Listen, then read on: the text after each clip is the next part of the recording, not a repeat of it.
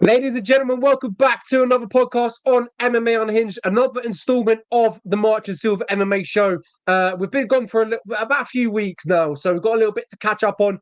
UFC 304, UFC Sanhagen versus Nurmagomedov, and obviously this weekend we've got UFC Fight Night Tybura versus Spivak. Firstly, Oscar, my co-host, how are you over there in America?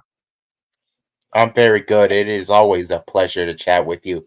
And we have three events to cover on this, and I think we're going to have a blast talking about them.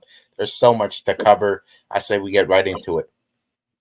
Absolutely agree. So let's load it up. UFC 304 in Manchester. It was a great night until about 5:30 in the morning. If you watched, you know what I'm talking about. Bilal Muhammad cruised to victory in front of the Manchester crowd.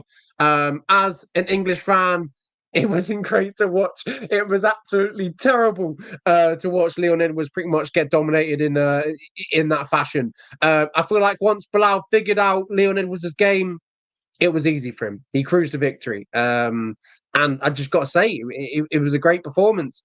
Even on the feet, Bilal Muhammad was touching him up and hitting him some really, really good shots. So it was a great performance and nothing else I could say.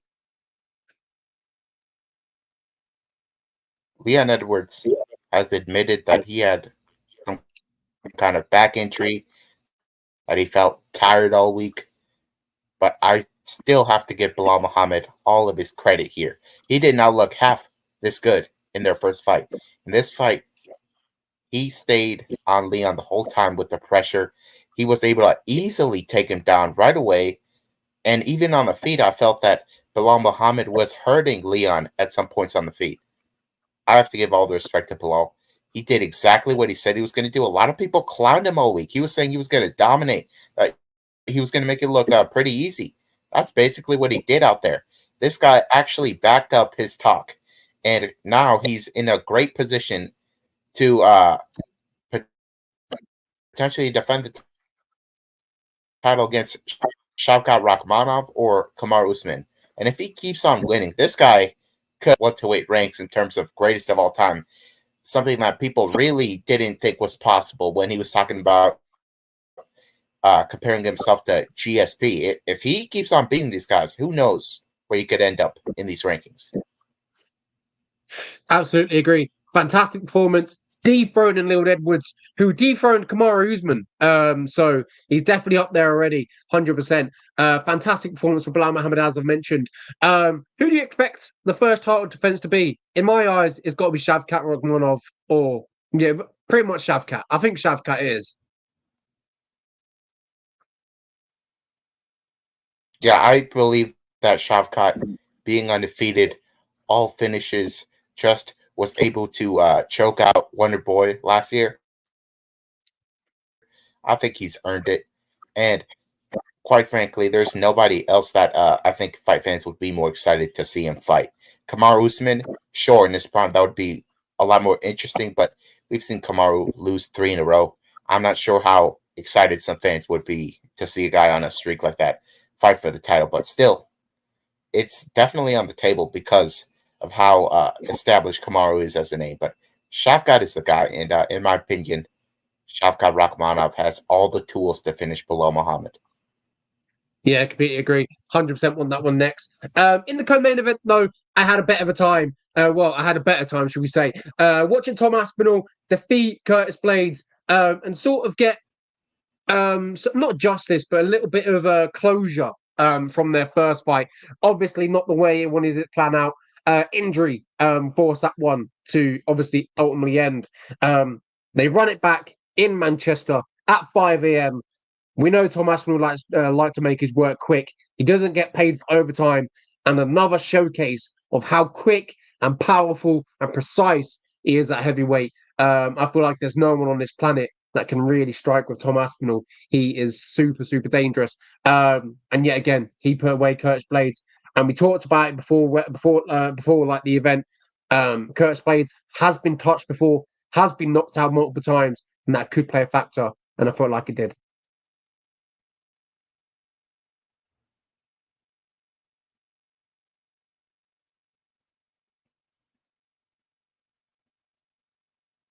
It I don't know. definitely I'm not. did.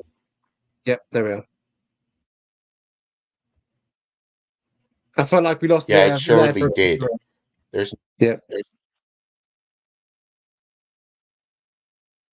Oh, I think he's about to go. Yeah, there it goes. There he goes. Timely called. But yeah, fantastic defense for Tom Aspinall. The fans need it now. The fans need the John Jones bout. It has to happen. No doubt in my mind that he deserves it. I don't even know if John Jones has even acknowledged Tom Aspinall fighting Curtis Blades, which is it just screams to me that he doesn't want that fight. I don't know. I don't know. Obviously, John Jones will go on to fight Stipe Miocic. I do believe Stipe will retire, win or lose that after that one. John Jones, I feel like he'll stay around for that Tom Aspinall fight. Uh, Something in me believes that he'll acknowledge Tom Aspinall and give him that fight. He deserves it at the end of the day. The fans deserve it. It's the biggest fight probably in heavyweight history that's been made in the last 5 years. It needs to happen. Oscar back with his analysis of the Tom Aspinall Curtis Blades fight. There's no doubt that Tom Aspinall has the best athleticism in it, the UFC heavyweight division today. As you mentioned, nobody has the speed, and he showed it off here. With a simple jab, he was able to knock Curtis Blades off of his feet, and the ground was vicious. Curtis Blades went belly down, and the referee had to stop it. I agree with the stoppage. I feel like Tom Aspinall was only going to inflict more damage on Curtis Blades, and you have to feel bad for Curtis Blades. This is one of several times where he's gone up against this unstoppable power puncher, and he gets knocked out really quick. So for Curtis Blades, I kind of feel like he's hit his ceiling. For Tom Aspinall, I feel like we're only scratching the surface. I think when he's done with his career, he might be seen as the best heavyweight of all time. And he has to prove it by beating John Jones. But John Jones doesn't look like he's too keen on the fight quite yet. But we'll just have to see how it goes when he fights Stipe Miocic in November. Yeah, I was just mentioning on the chat when you went. Have you seen John Jones even acknowledge Tom Aspinall's win over Curtis Blades? I do think that he sent out a post on X regarding that. I think he said intriguing with the eye emojis or something, but it was very vague. You can really take whatever you want from that, but we're just gonna have to see how he performs against Stipe. Because if he has a horrible performance against Stipe, he might just retire. Yeah. Absolutely agree with that one. He just might think, "Fuck that." Tom Aspinall's younger than me. He's quicker than me. He's more powerful than me. No chance. He's a smart man at the end of the day. But yeah, fantastic win from Tom Aspinall in the co-main event against Curtis Blades. Great one for the co-main event. Yeah, I was buzzing after that one. It was getting light outside. The sun was coming up, and that's what I needed right there to get me some of that extra boost for the main event. And now I wish it didn't. So, oh well. On the main card, Paddy Pimblett showcased his capabilities and submitting Bobby Green. Maybe the second time Bobby Green's ever been submitted. A fantastic performance from Paddy Pimblett. A showcase and a statement that I felt like he needed to showcase that he's up there. He's got this talent. He just needs to show it. I feel like I wasn't impressed with his past performances, but this one really impressed me. I feel like he showed a lot in this fight. I did choose Bobby Green to beat him. I feel like if Bobby Green could have the capabilities and have the talent to push Paddy Pimblett to the deep waters. But that damn, Paddy Pimblett made me eat my words and showcase why he is who he is. Paddy Pimblett. Fantastic submission victory. No doubt in my mind that he's in the top 15 now. I would love to see a matchup against Honoto Moicano if he gets past. I forgot his next opponent. Benoit Saint-Denis in Paris coming up in a couple of months. Yeah, that would be a fantastic matchup. But Bobby Green, this is like the most brutal loss he's had in a while. Paddy Pimblett really rose to the occasion here. He really took advantage of Bobby Green's poor fight IQ. I don't know what Bobby was thinking Bobby is not a wrestler; he's a boxer, and he went on there and he decided to take the fight to the area where Paddy Pimblett would have the most success. I don't know what he was thinking. He ended up in an armbar right after being choked out in a triangle. So not only did he get his arm destroyed, he also got choked out to sleep. So a very rough morning for Bobby Green. But Paddy Pimblett has now earned himself a ranking in the UFC's top 15 at lightweight. So he can now call the shots, really, against whoever he wants. And Renato Moicano, I feel like he chose him because Renato Moicano is becoming somewhat of a name. He's a fun fighter. But I'm not sure about how realistic that matchup is. I feel like a fight with Beneil Dariush would be very interesting at this point in Beneil's career, where he's falling short back-to-back times by knockout. And we're seeing Paddy's striking get a little better. He was actually doing quite well against Bobby on the feet before he was able to choke him out. So I feel like that would be an interesting matchup. And if Paddy wins, he could really skyrocket up at the rankings.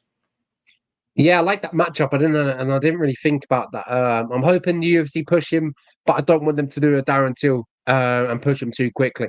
A huge star for the UK is Paddy Pimblett, and I feel like he'll rise to the occasion every time. Now moving forward, I feel like if the fights get better, I feel like he will get better. So positive stuff for Paddy Pimblett moving forward. Fantastic fight, fantastic finish against Bobby Green. What he needed. Next one, Gregory Rodriguez versus Christian Leroy Duncan. How to explain this one? I'm really not too sure. Heading into this one, I always talked about Christian Leroy Duncan, how explosive he is, how tricky, how he loves his spinning kicks. But I just don't know. Greg Rodriguez just doesn't give him a chance to settle, to get into the fight, to even get anything off, because he's always in your face, hunting you down, moving forward, pressure, pressure, pressure. And I felt like that broke Christian Leroy Duncan pretty early. Yeah, I was not expecting a performance like this from CLD.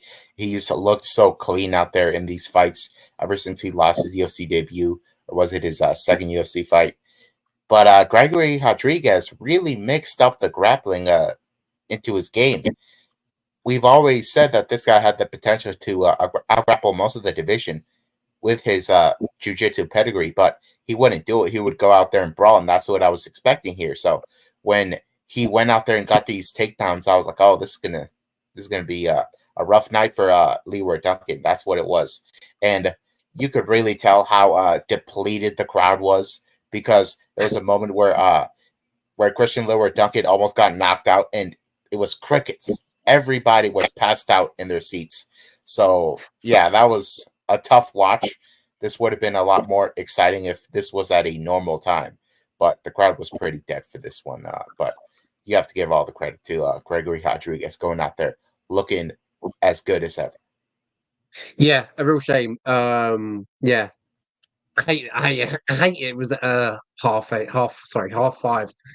This would have been like 4 a.m.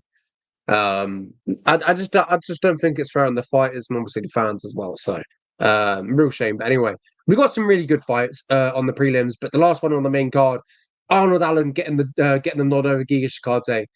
This was a fantastic fight. I thoroughly enjoyed this one. A very technical one on the feet. Arnold Allen obviously getting the edge there. Arnold Allen, I just love watching him fight. I feel like he's always up for a scrap. He's entertaining, and he loves his meal deals as well. So this man is entertainment personified. So great watch. Arnold Allen obviously gets back to winning ways. A must win for both of these. And Arnold Allen obviously got on the right side of the judges' scorecard. Now, I picked Arnold Allen with a lot of confidence, not just because of his grappling and speed on the feet, but there's no way this guy was going to lose 3 in a row. This guy used to be on this big winning streak. He's not going to lose 3 in a row. And he went out there, looked good.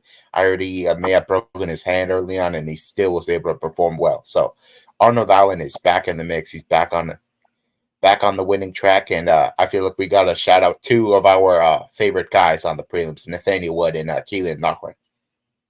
Yeah, absolutely. Fantastic stuff from obviously Nathaniel Wood. Getting that win against Daniel Heneda. domination. Obviously, we know how good Nathaniel Wood on the feet is. The last round, though, the third round was looking a little bit ropey. But Nathaniel Wood weathered the storm a little bit. And calf kicks and absolutely lethal. His striking is crisp. It's absolutely beautiful to watch him just stand there and box. Obviously, having one of the best coaches around on the feet. Obviously, Brad Pickett. Obviously, giving his trade to Nathaniel Wood. 20-6 now, 145 pounds. Obviously bounced back off that loss against Naimov. So yeah, I'm liking what Nathaniel Wood is all about. He's entertaining as well. So good stuff. Quickly go over obviously the prelims. Keelan Lochran, Jake Hadley. Jake Hadley came in there and just pretty much did what he had to do. I feel like it was a fantastic game plan from Jake Hadley. It beat Keelan Lochran. That one was a bit of a dagger to my heart. Obviously, Keelan had him on the channel a lot of times, so I was rooting for him in that one.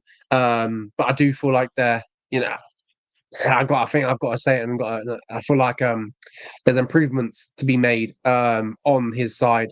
I feel like his head was just always there to be hit. I do feel like he has got the potential and the talent. He has showcased that, and at points, at bursts. But I feel like it's doing it on the whole 15 minutes is what we've got to see. So a tough fight for him, a tough loss. But yeah, interesting to see Jake Hadley go up to 135 pounds and get a win. Maybe the future for him. What do you think of the prelims? What are your key takeaways? Yeah, I feel like we have to talk about Muhammad Makayev versus Manel Kape. This was, I feel like, potentially the biggest story of the week in a way, because Manel Kape and Makayev, they hated each other. They kept on trying to fight each other whenever they came face to face. Even at the weigh-in, they didn't even come face to face because they really wanted to kill each other. And as soon as the fight starts, they don't want to kill each other. They're waiting for one guy to make a mistake so they can take advantage of it.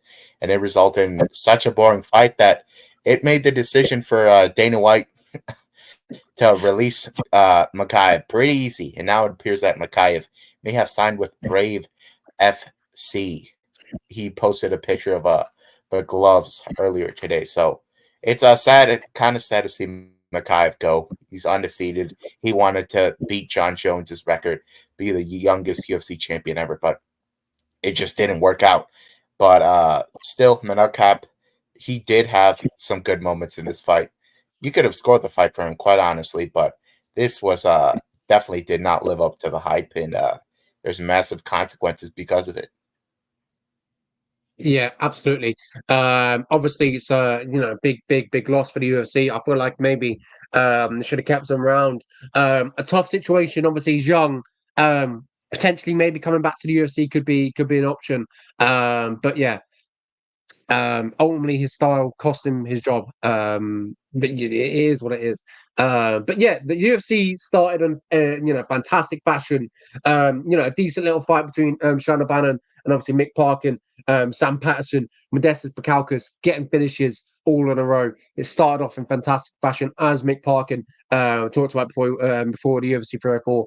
Big one from obviously Northeast England. Great to see him get it done. Oban Elliott as well. Love Oban Elliott and what he's all about.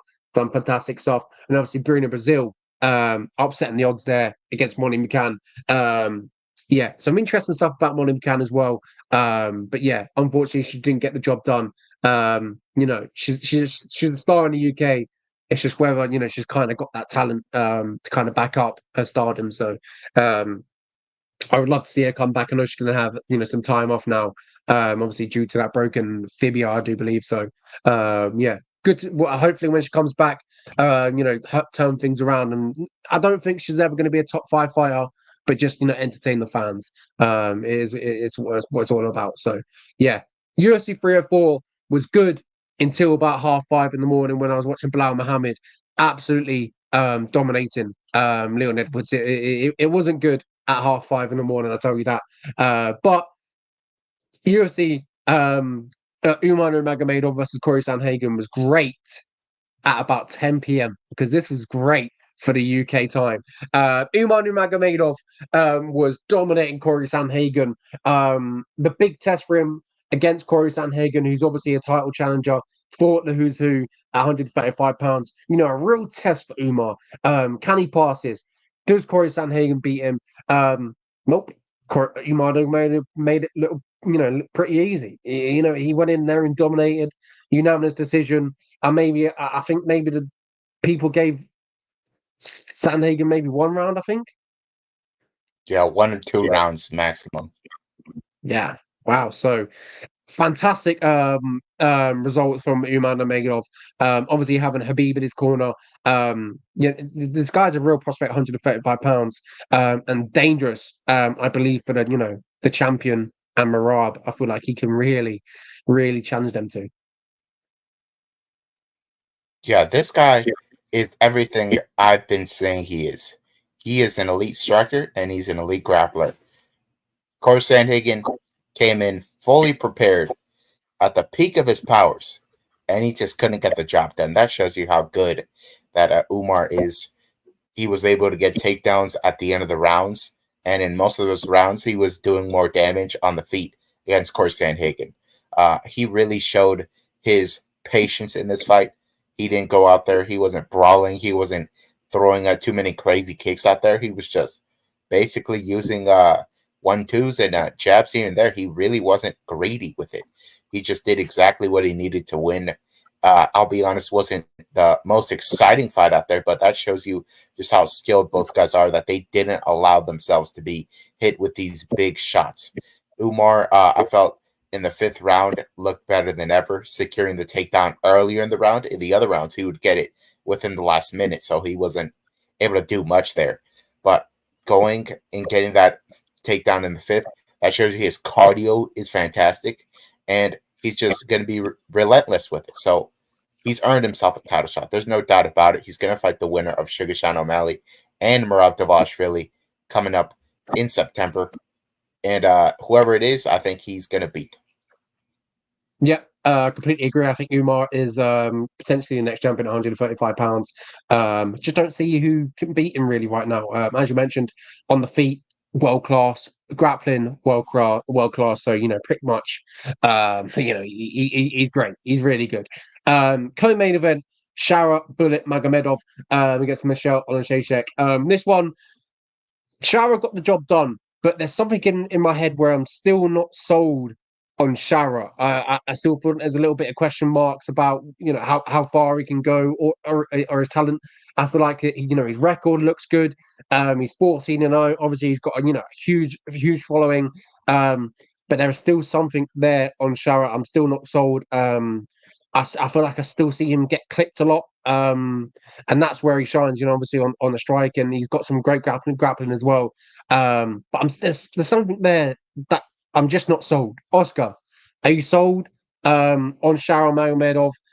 Talk about his performance against Michelle Oleksiejczuk. Yeah, I felt like he looked really great in many of his performances. Michal Oleksiejczuk, usually when he hits guys clean, they topple over, including Kevin Holland. And that didn't happen for Shara. He showed off his chin in some spots here. He also showed off his cardio, throwing that many kicks for 15 minutes and himself. But I really didn't like the fact that Michal Oleksiejczuk, who is a boxer, has always struggled against grapplers, went out there and took him down and held him down for a couple of minutes at the end of this fight. I did not like to see that, because if you put him up against, say, a Chris Weidman or somebody like that, they're really going to put it on Shara on the ground. But Michal Oleksiejczuk does really not have the ability to finish him on the ground. But Shara still went out there, got the win. You have to give him credit for that. But I feel like the UFC knows what they have with Shara. They're giving him these short notice opponents out of the blue. They want to push this guy. This guy gets a lot of attention. Nobody looks like him. A guy with like a pale white blue eye and a ginger beard. He's really a character. And they're going to favor him. They're going to match him up favorably. And I do think he's going to work his way into the top 15 because of the favorable matchups, just like we saw like Sugar Sean O'Malley get built up. So I do think he has room to improve, but in this current form, he's not going to even be in the top 10. Yeah, Agree.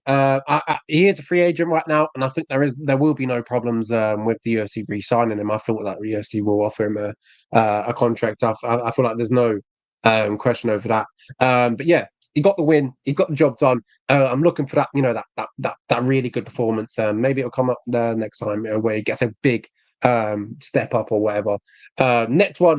Davison Figueiredo versus Marlon Chito Vera. This one, the main card on this event was absolutely ludicrous. It was fantastic. Top 10s, top 5s. It was just great to watch. There's some really, really great matched up fights. This one, none other. It's 135 pounds, probably one of the best matchups they could have made. Marlon Chito Vera versus Davison Figueiredo. Obviously, Davison, former champion, 125 pounds. Marlon Chito Vera, former title challenger. Obviously challenging Sugar Sean O'Malley last time out. Davison Figueiredo, they were well matched. It was a close fight. Marlon Chito Vera just not backing down, coming forward. But Davison Figueiredo, man, at 135 pounds, I do believe he can be dangerous. He put down Marlon Chito Vera for the first time ever in his career. Never been knocked down. Figueiredo put him on his ass. I feel like that's a statement there. He's got some power. And I'm intrigued to see where Davison goes forward from here. I feel like he's always going to be maybe at a size disadvantage, a little bit of a small guy, just got a little bit more muscle. But yeah, interesting things. He got the job done where I believe, he should have got the job done. I agree with the scorecards. But yes, fantastic fight. Loved watching this one. It was a great watch. Yeah, I agree with you there. Davison Figueiredo has a new style at bantamweight.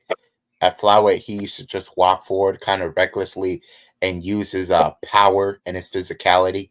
But at bantamweight, doesn't totally have the same amount of power that he does at bantamweight in a sense. That he just can't just walk these guys down and eat all their shots. He has more respect for him there, so he's a lot more measured and he picks his shots a lot more. That's what he did against Marlon Vera. We've seen Marlon Vera fight some of the deadliest strikers in the UFC, Jose Aldo, Sean O'Malley, and he walks through their shots. He could have walked through Davison Figueiredo's shots.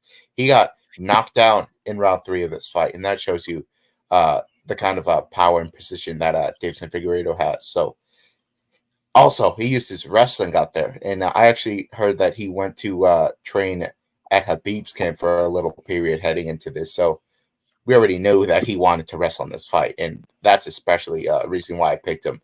And Marlon Vera has gotten taken down and multiple times in recent fights, so I knew he was going to execute this game plan, and now he's earned himself another step up in competition, and I think Piotr Jan is the right name next. Yeah, I'd love to see that one. That would be a fantastic one to make next. This one, as I mentioned, was a great watch for the fans. The next one was not a great watch for the fans. Michael Chiesa taking on Tony Ferguson. It's always tough to see Tony Ferguson fighting. Obviously being on that, the 7-loss loss streak. Fighting these guys. I just felt like he was not meant to be in there. Obviously, Michael Chiesa was on a bit of a losing streak himself. Obviously, 3 in a row. This was a big win. A big win for him. A win that I felt like he should have. He should have won basically. I just feel like Tony Ferguson was not what. We knew this probably 3 fights ago, 4 fights ago, that Tony Ferguson is not what he used to be. Unfortunately, it has led to an 8-fight losing streak. Tough to see. Obviously, in Tony fashion, he lays one glove on the floor and says, it might be a retirement, it might not be a retirement. He's going to keep the other glove, and then about 2 minutes later proceeds to throw it into the crowd. So I'm not too sure what is up with that. But yeah, Tony Ferguson, semi-retired. I would not like to see him back in the UFC. If he's going to continue to fight, I would like to see him outside the UFC. But then again, I'd just like to see him retire. I feel like he has nothing left to prove in any combat sport. Went down as probably the height, the most win streak in lightweight division. That fantastic rivalry with Habib Nurmagomedov. I just feel like there's nothing to prove for Tony Ferguson for anymore. He's a legend, and I feel like he should leave it like that. Kind of not ride off into the sunset, obviously, because he had that 8-fight losing streak, but leave it there. I feel like that's it. That's enough now for Tony. But yeah, Chiesa got the job done. Fair dues for him. Back in the win column. Yeah, I wish we saw Tony lay down at least one glove a couple of fights ago, really. He has not looked himself in a very long time. He's one of my favorite fighters on the roster, but I don't even get excited to see him fight anymore because I know it's not going to be competitive. He really has lost all of his athleticism. His training is like very inconsistent. Who even knows if he's training jiu-jitsu at this point? Because back then he used to be this elite grappler, and now he can't even defend a rear naked choke. Like, he gave it up right away. Michael Chiesa has more often than not had some of these fights go to decision, and Tony Ferguson really couldn't defend himself on the ground. On the feet, Michael Chiesa, let's talk about Michael Chiesa's decline. This guy, 3-fight win streak heading into this. He said he was going to lose this. He was going to retire. That shows you how close he was to retirement. And on the feet, he had nothing for Tony Ferguson. Tony Ferguson had probably won on the feet, but as soon as he got taken down, he had no defense. And Michael Chiesa gets the submission, and Tony Ferguson lays down one glove. The fans embrace him, but I feel like the fact that he didn't take a lot of damage kind of doesn't send the right message to Tony Ferguson about where he is. He feels like he can shake this off and maybe come back. I hope he doesn't come back, but yeah, Michael Chiesa, this was kind of a free win for him. So if I were him, I would not be too pumped about this win. And for Tony Ferguson, I feel like it's not unrealistic to say he's probably going to end up in one of these low-level boxing fights, and it's going to be sad to watch. Yeah, a game bred boxing or something like that. As long as they give him like another veteran who's maybe 40, 45 years old, I wouldn't mind it, but still, would like to see him hang up the gloves and just kind of be Tony and kind of ride off. He's a legend, nothing else to prove, and that's that. Next one on the main card, we had Mackenzie Dern versus Lupita Godinez. This one, Mackenzie Dern, is quite a close one. Lupita showed some good talent in the fight, and so did Mackenzie Dern. Mackenzie Dern needed this one. Obviously, coming into this one was on a loss against a 2-fight losing streak against Jessica Andrade and Amanda Lemos. Big one. And she got the job done. Oscar, do you agree? Because it was, in my eyes, it was quite close. Yeah, I feel like Mackenzie for sure won this fight based off of her aggression and the bigger shots that she was landing. I feel like Lupi Godinez has really good boxing, but she's just not that aggressive, and that's cost her some of these fights. The Vino Jandiroba fight, the fight before this, she had to stand with her a lot, and she really didn't push the pace. She really wasn't biting down on her mouthpiece and swinging these big shots. I feel like that cost her here. Mackenzie Dern, on the other hand, has shown that her grappling, of course, is elite, but on the feet, she can still beat a lot of these women just with her striking because she does not really care about getting hit. She will walk forward and land these big shots, and that'll sway the judges. That's what she did here. We're seeing a little bit of evolution from Mackenzie Dern. Of course, the technique is not great by any means, but as soon as she gets you on the ground, she will dominate.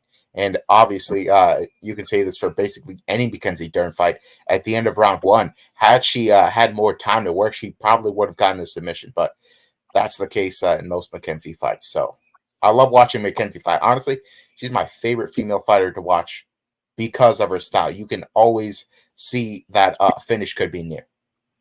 Yeah, fantastic fight from Mackenzie Dern. A great fight for the fans involved. Good one to watch. Next one was Joao Alvarez versus Alves Barrena. This one great to watch. And, the prelims was absolutely fantastic. If you look back here, obviously we had Jai Herbert. Fantastic fight to watch that as well. But past that, we're talking about Jordan Vicetic, Guran Kutalante. Fantastic fight to watch.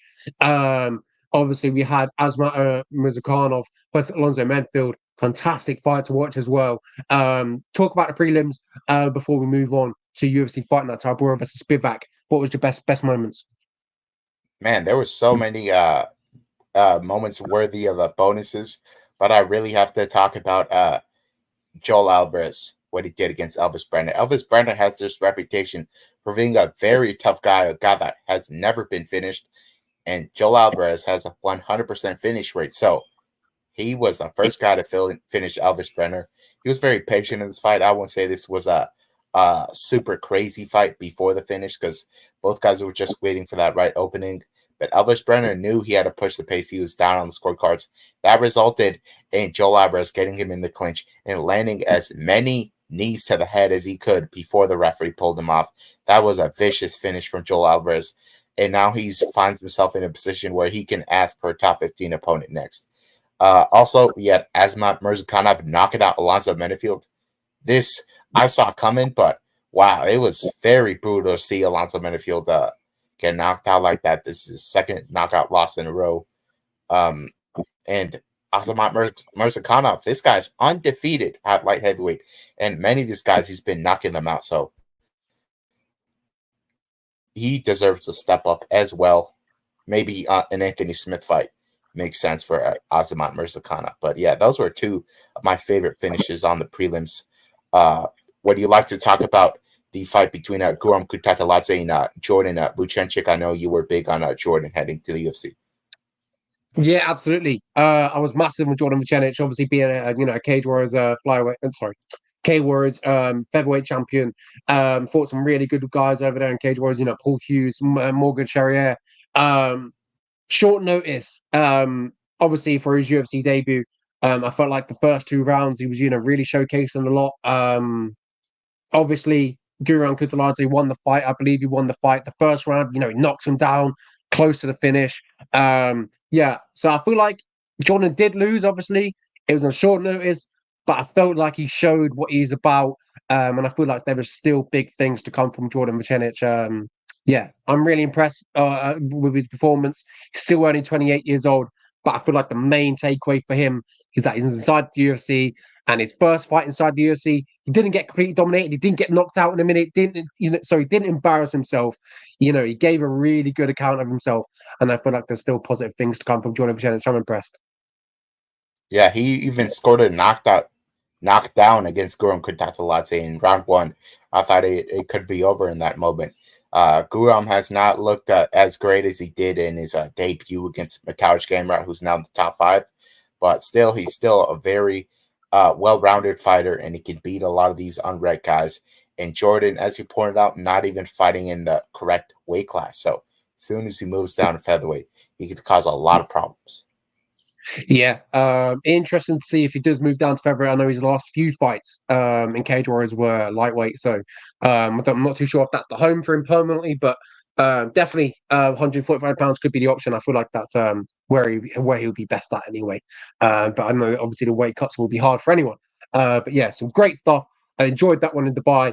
Now we move on to the obviously Marcin Tybura versus Sergey Spivak heavyweight main event. The UFC, you love a heavyweight main event. This one obviously one between two fighters that have met before. Which side are you choosing this time around, Oscar?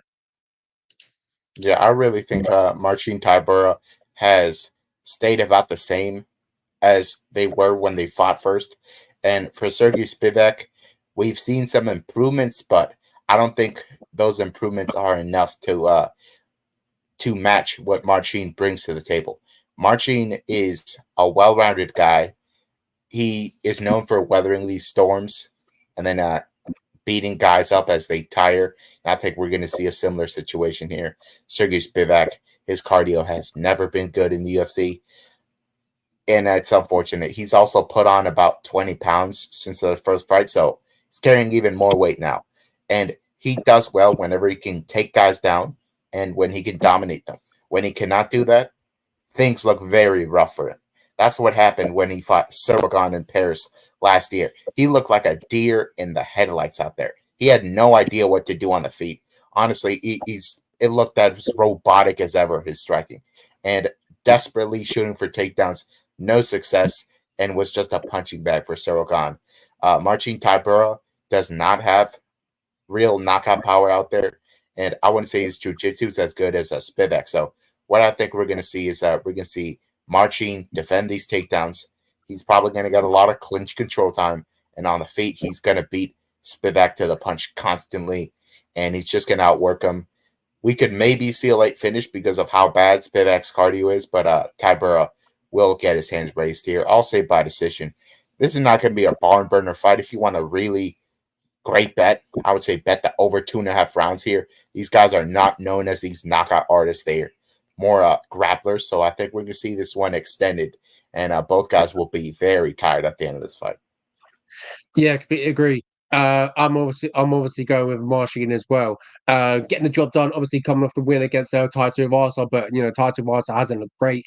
But yeah, Sergey Spivak looking to get back to winning ways after losing to Cyril Gane could be a big one for him. But I agree. I think Marcin Tybura gets the job done. Obviously, first fight as well. Marcin gets the job done in that one as well. So a little bit of he's got one over him already. So that could play a factor, obviously, for Sergey Spivak heading into this one. That Marcin's already beaten. A deja vu. It happens in MMA. So yeah, absolutely agree. Marcin to get the victory. Next one we've got Chepe Mariscal versus Damon Jackson. This one I'm going to go with Damon Jackson. Obviously, he's a moderate underdog according to Tapology. Damon Jackson, I feel like he's showed a little bit of capability in his last few fights. Obviously, the big question mark obviously is chin. He got knocked out bad against Dan Ige. Got knocked out obviously against Ilia Topuria. He's been knocked out a few times in the past. It's just whether he gets clipped or not. He got a split decision victory against Alexander Hernandez and Chepe. He had a lot of experience before he came to the UFC, and now he's got 3 victories under his belt against Trevor Peake, Jack Jenkins, and Morgan Charrier. I'm going with Damon Jackson, but this one I feel like could be anyone's victory. This is going to be a very fun fight to watch. Both guys often get finishes in their fights, and they're not afraid to get into the pocket and just swing for the fences. And I feel like that kind of fight will favor Chepe Mariscal. Chepe Mariscal trains in Colorado. He spars with Justin Gaethje. This guy is an animal. And Damon Jackson, they call him the leech for a reason. He likes to wear down his opponents with grappling, eventually choke him out. But I just think his cardio is not that great either. So I'm thinking we're going to see a great brawl. And by the end of the fight, Damon Jackson will be very worn down. And I think Chepe Mariscal is going to finish him in round 3. He's just going to put it on him. Damon Jackson has been knocked out many times before, as you said, and I think Chepe Mariscal is due to get a knockout in the UFC, and I think he's going to do it this Saturday. Yeah, a close one to call. That could be told you so far at the week. Looking forward to talking about that one next week. Danny Barlow versus Nicolau. I'm not even going to try and pronounce that one. Oscar, that one's over to you. But Danny Barlow, obviously, we saw him obviously in his UFC debut, looking spectacular. Obviously, he got that win against Josh Quinlan, the finish. He looked spectacular on Dana White Contender Series as well. He's got punching power. If you look at his record, he's a finisher. Look at Nicolau. He is obviously making his UFC debut. He obviously coming off a win against Ashley Reese on United Fight League 4. His only losses, Michael Morales on the Contender Series, and obviously his first ever few fights in his MMA career. So this one, tough one to call, but I'm going with Danny Barlow. I think he's a finisher. If you look at Nicolau, he's only been finished by submission, rear naked choke, and punches. So, you never know. But yeah, he's got some decent wins under his belt, Nicolau, against DeMarcus Jackson and Ashley Reese. Now he takes on Danny Barlow, but I'm siding on the side of Danny Barlow. He's looked spectacular thus far in his career. 8 wins, a lot of finishes. He's looked good in his UFC debut. I think we're going on the side of Danny Barlow. Yeah, if Danny Barlow wins this fight, he has to defend the takedowns, just like Michael Morales did on the Contender Series. I think he can do that. He's a very powerful guy. He actually comes from a bit of a wrestling background back in high school, so he's not completely unfamiliar with the wrestling. He's really only showed off his boxing so far, but that skill is very good, and whenever he lands, these guys feel it. When he fought his last opponent, he was able to get this 3rd round knockout. It was just spectacular. That was a fight where he wasn't truly truly wasn't getting the big moments like he has in other fights early on, but it was all about the fact that his opponent knew he was down on the scorecard, so he threw himself right into the fire and he got knocked out. Danny Barlow, I think, has the athleticism to continue to climb the ranks, and Nikolai Veretennikov taking this on short notice, I don't think it'll bode well for him. I think Danny Barlow is going to knock him out in round 2. Absolutely agree. Looking forward to that one. Danny Barlow, as I mentioned, always exciting, always looking for the finish, always hunting for them. He's got some powerful, powerful hands. So if you're looking for a finish, make sure you watch out for that. It's going to be fantastic watch. Next one in the bantamweight division, Quang Lee steps in short notice to fight Chris Gutierrez. This one, I feel like, is a pretty easy selection for myself. I'm going in the favor of the experienced inside the UFC, Chris Gutierrez. If you look at his only losses inside the UFC, it's against Yadong Song and Pedro Munoz. Other than that, he's knocked out Frankie Edgar, Dana Bagriel. I feel like this is a fight that Chris Gutierrez should win because he's had more experience inside the UFC. And if you look at Quang Lee, he was scheduled to fight on the Dana White Contender Series, and obviously that's why he's fighting here on short notice. Yeah, I feel like Chris Gutierrez, this is the fight for him to win. I feel like it's a fight that he does win. Quang Lee, though, he's 8-0. If he goes in there and puts on a spectacular performance against Chris Gutierrez, I feel like he's thrown himself straight in there in the top 20 at bantamweight. Quang Lee was supposed to be on Contender Series for a reason, if you ask me. He's only 8-0 compared to Chris Gutierrez 25-2. It's a huge difference in experience, especially at the UFC level. And Quang Lee's he's 32. He's 32 and he's at bantamweight and he doesn't even have 10 fights. So this guy started in MMA late. So he has a lot of catching up to do. He cannot do it against Chris Gutierrez. Chris Gutierrez has been able to get finishes against some very good guys. His leg kicks are thunderous, and it's just going to be too much for Quang Lee. They really threw him into the shark's waters, and Chris Gutierrez is going to take advantage of that. I think he gets a knockout in round 2 of this fight. Yeah, completely agree. As you mentioned there, the Shark Tank, throw him straight into there. I expect Chris Gutierrez to get the job done. Next one, 135 pounds. We've got Yana Santos. I feel like it's forever since the last said her name. Good to see her back. Obviously, she's actually on a 3-fight losing streak. Last fought in 2023. Lost to Ariane Aldana, Holly Holm, and Carol Rosa. Chelsea Chandler. Obviously 6-2 in MMA. She looks to make it back-to-back wins. Obviously she beat Jocelyn Nunez and now takes on Yana Santos. Only lost to Norman Dumont. This one, bit of a tough one for me to call. If you look at Chelsea Chandler's only win inside the UFC, well, only 2 wins inside the UFC, get Georgia Sorienko and Jocelyn Nunez. Yana Santos, I do believe, had some better wins inside the UFC. Obviously, she's beat Johnny Sorienko as well. But she beat Caitlin Vienna, Marion Rouleau, Lena Landsberg. But she's only lost to some decent names. We're talking about Chris Cyborg, Aspen Ladd, Ariane Aldana, Holly Holm, etc. This one is a must-win. The confidence will not be high for Yana Santos. Obviously, her last fight she won was in 2021. It's now 2024, so it's a must-win for her. I feel like it all depends on how she starts. But this one, tough one for me to call, but I'm going to go with Yana Santos. I feel like Chelsea Chandler, 6-2, hasn't got much experience. I'm going on the hands of Yana Santos, having that experience inside the UFC, obviously since 2018, fought Chris Cyborg, etc. So I'm going with Yana Santos. But this one, I wouldn't even bet on because you just don't know how it's going to go. If you're going to bet on something, bet on a split decision because this is going to be close. Chelsea Chandler is going to look to get takedowns in this fight.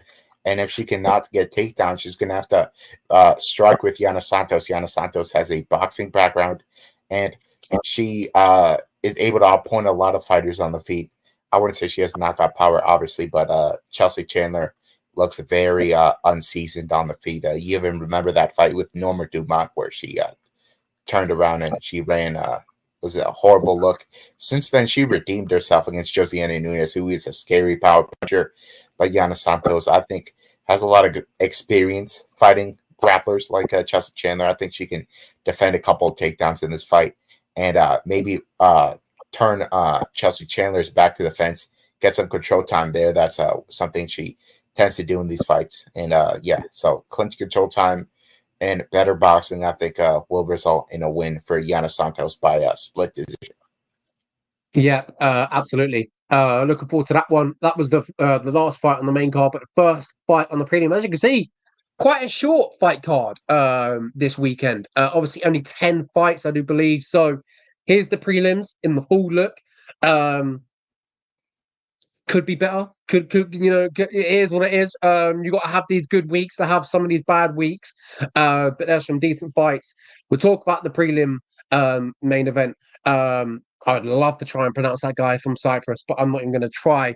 And I would love to try and pronounce that guy from Japan, but I'm going for Toshimi Kazuma. But this one, tough one to call, but I'm going for the guy from Cyprus. 8-4 versus 10-4. To me, battle of the 135 pound is a deep division. But you're looking at these two guys, Toshimi, I believe, has been knocked out in his last two. The guy from Cyprus won on the contender series, then lost his first fight on his debut. So a tough one to call. Two of the bottom, I was about to say heavyweights, but bottom of the barrel, 135 pounds. This one could really go either way.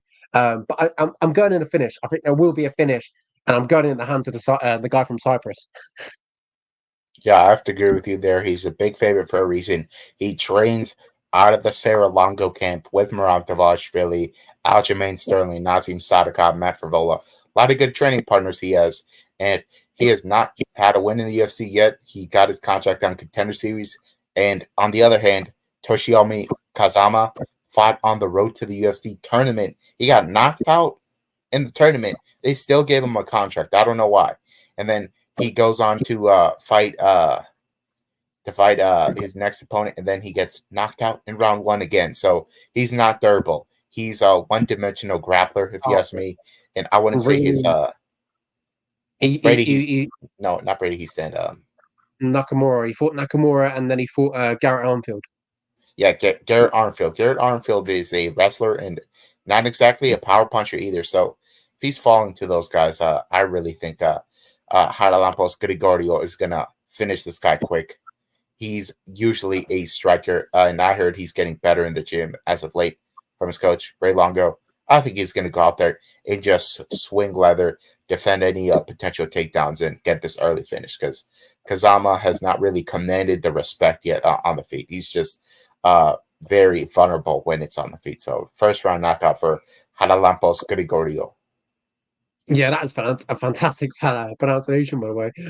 Some great stuff. Shout out John Anik. John Anik on his podcast does the pronunciation of the week, where he pronounces a very hard name on his podcast, and that's where I learned it. Otherwise, I'd be a little stuck there. that is fantastic. Shout out to John Anik. Absolute pleasure. Next one, Carol Rosa versus Pani Kienzad. Obviously, 135 pounds battle between two bantamweights looking back to get into the win column. Carol Rosa obviously losing in her last fight against Irene Aldana. Pani Kienzad 2-fight losing streak against Caitlin Vienna and Macy Tiashon. This one I'm slightly in the favor of Carol Rosa, but she's a slight favorite. I'm slightly favoring her. I just feel like I've seen a little bit of, as of late, just a little bit more from Carol Rosa. I believe she gets the job done. Potentially, again, if you could bet on it, split decision. Yeah, I kind of agree there. Carol Rosa had the best women's fight last year against Irene Aldana. It was an absolute war back to just Carol Rosa was destroying Aldana's leg, and Aldana was destroying her with the boxing. Both women were unrecognizable at the end of it. They had a hospital photo together, and that's why she's been out so long. And Pani Kienzad, on the other hand, her last fight was Macy Chiasson. She got choked out quite easily there. Both women, one of their recent wins is Lena Landsberg, who is now retired. Both were knocked down in that fight.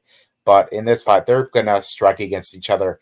If somebody's going to shoot a takedown, it will be Carol Rosa. And there's a possibility that she has some success with that. But both are comfortable striking. I think it's going to be very close in this fight. In my opinion, Karol Rosa does have a higher volume of striking, and I think that will be enough to get the job done here. But this is going to be very neck and neck. I would say Penny Kansad actually has a better pedigree in striking. She used to be a Swedish kickboxer, so that could benefit her in maybe landing some good counter shots here and there.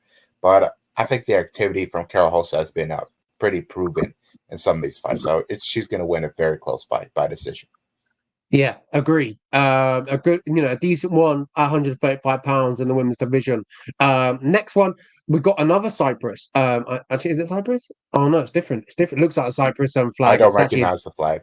Yeah, it's a different flag. It's actually Virgin Islands. Okay, there we go. Yeah, it looked like Cyprus. My apologies to Carl Williams.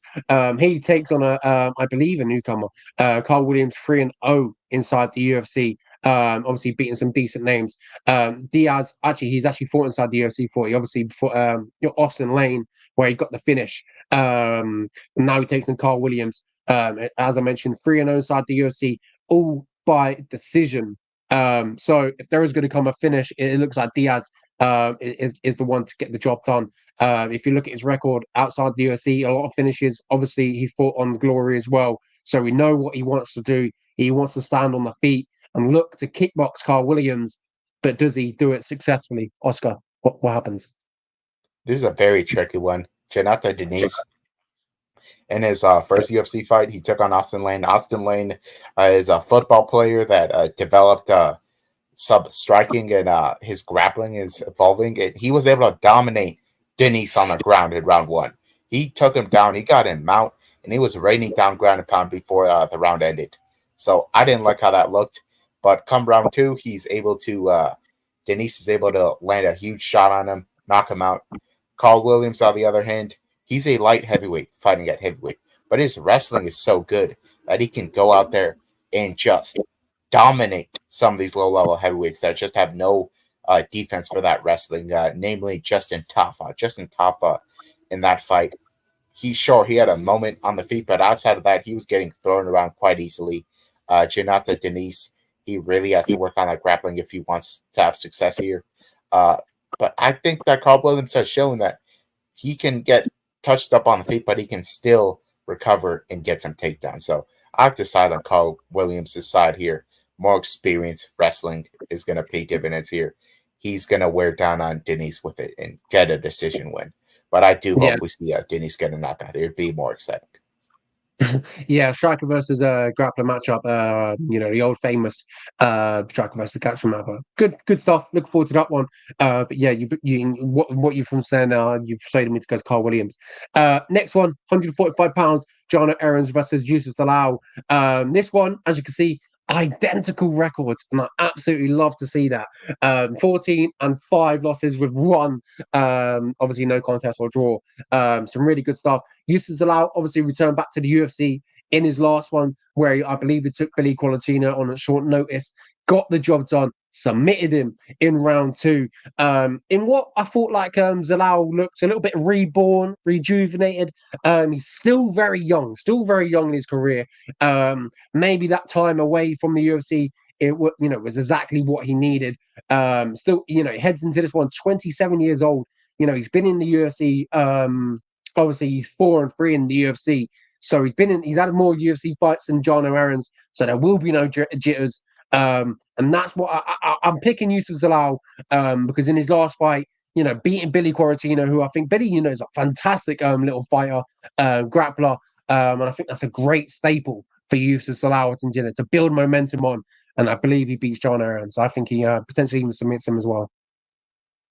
I got to agree with you there. John Aarons is a Dutch kickboxer. He had a very fun fight against Steve Nguyen in his last one. I think they got fight of the night.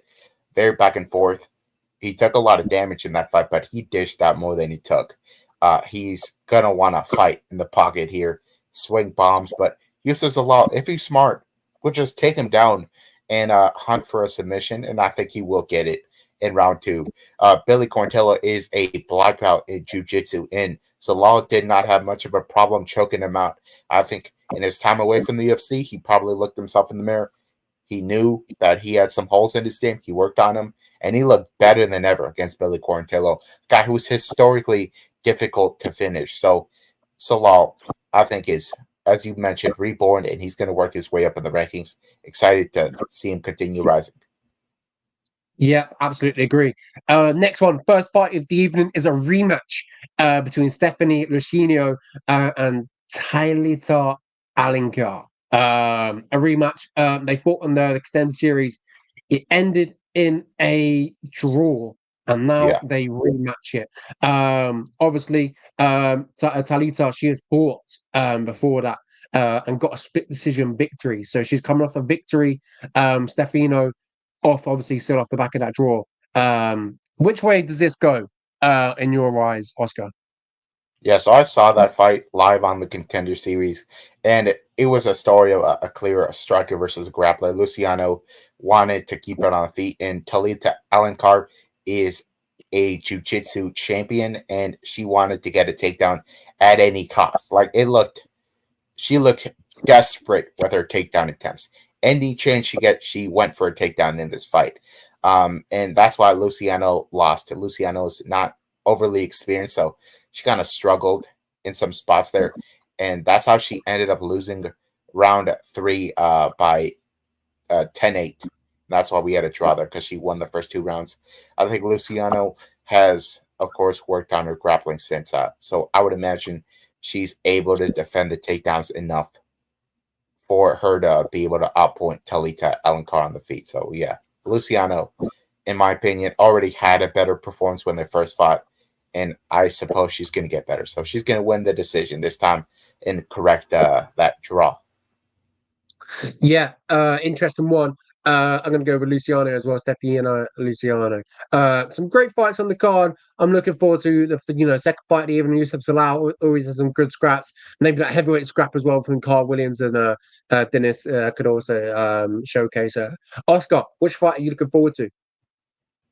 So out of this whole card, I really have to say that probably Danny Barlow and Nikolai Veretennikov, just because I'm so big on Danny Barlow. He's an all-action fighter so far in the UFC.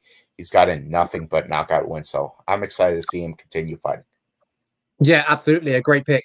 Looking forward to Danny Barlow, 8-0, some fantastic finishes thus far in his career. Looking forward to hopefully maybe another one this weekend against Nicolau. But yeah, Marcin Tybura, Sergey Spivak in the main event. A good heavyweight main event. Should entertain for as long as it lasts. I'm predicting maybe a late finish from Marcin Tybura. TKO, ground and pound. When Sergey Spivak is absolutely done for.